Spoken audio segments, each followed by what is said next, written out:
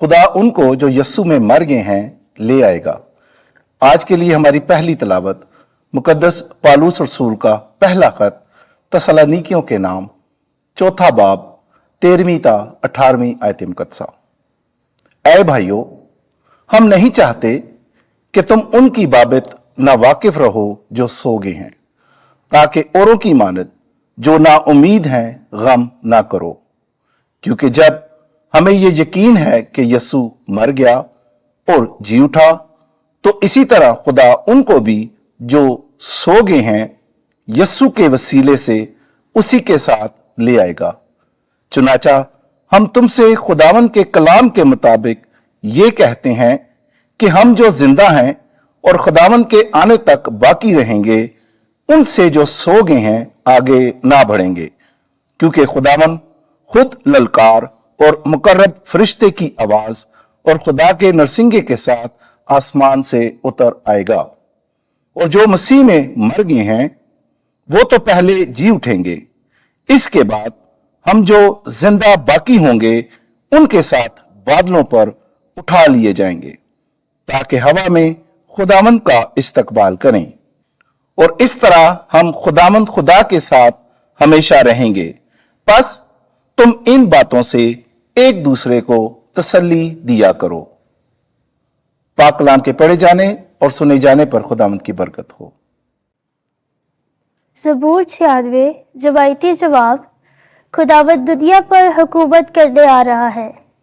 खुदावत के लिए एक नया गीत गाओ, ऐ तमाम मुमालिक खुदावत के लिए गाओ। कौमों में उसके जलाल का और सब उम्मतों में उसके अजायबात का बयान करो। जवायती जवाब। खुदावत दुनिया पर हुकूमत करने आ रहा है। खुदावत अजीब है और हर सताइश के लायक है। वह सब माबूदों की निस्बत ज़्यादा मुहीब है।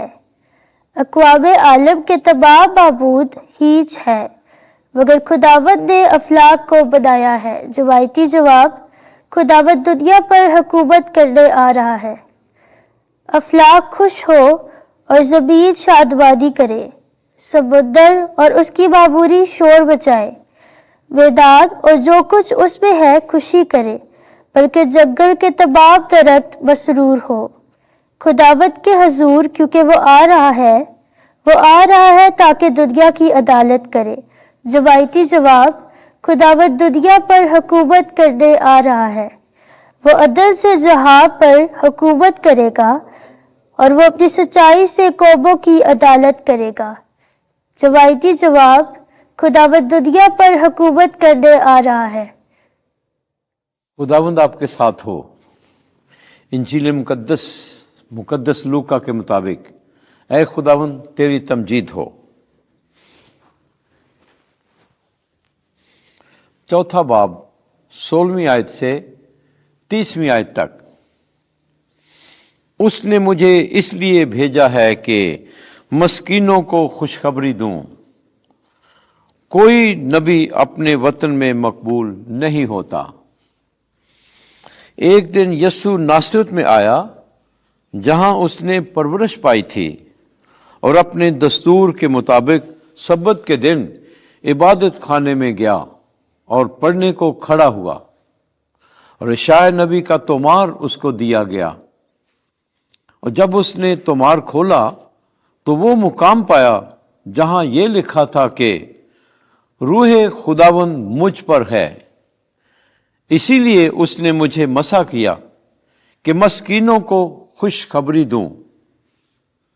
उसने मुझे इसलिए भेजा है कि कैदियों को रिहाई और अंधों को बीनाई और कुचले हुओं को आज़ादी बख्शूं, और खुदावंद के साल मकबूल को मुश्तहिर करूं।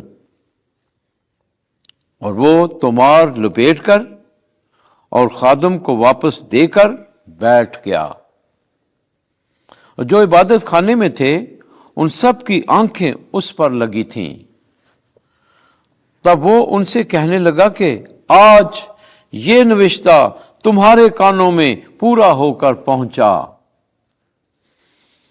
और सब ने उस पर गवाही दी और शफकत की उन बातों पर जो उसके मुंह से निकलती थीं, ताज्जुब करके कहने लगे, क्या ये यूसुफ का बेटा नहीं? उसने उनसे कहा कि तुम बेशक ये मिसल मुझ पर कहोगे, ऐ तबीब तू अपना इलाज कर। जो कुछ हमने सुना है कि तूने कफरनहूम में किया, यहां अपने वतन में भी कर। और उसने कहा, मैं तुमसे सच कहता हूं कि कोई नबी अपने वतन में मकबूल नहीं होता। लेकिन मैं तुमसे सच कहता हूं कि जब इलियास के दिनों में 3 बरस 6 महीने तक आसमान बंद रहा, यहां तक कि तमाम मुल्क में सख्त काल पड़ा, तो बहुत सी बेवाएं इसराइल में थीं, मगर इलियास सिवाय सैदून की सारफत की एक बेवा औरत के उनमें से किसी के पास भेजा न गया। और एलीशा नबी के वक्त इसराइल में बहुत से कोढ़ी थे, लेकिन उनमें से कोई पाक साफ ना किया गया सिवाय नुमान सुरियानी के। और जितने इबादत खाने में थे सब उन बातों को सुनते ही गुस्से से भर गए और उठकर उसे शहर से बाहर निकाला और उसे उस पहाड़ की चोटी पर ले गए जिस पर उनका शहर बना हुआ था, ताकि उसे सर के बल गिरा दें। लेकिन वो उनके बीच से गुजर कर चला गया। इंजील मुकद्दस के वसीले से हमारे गुनाह मुआफ किए जाएं। ऐ मसीह तेरी सताइश हो।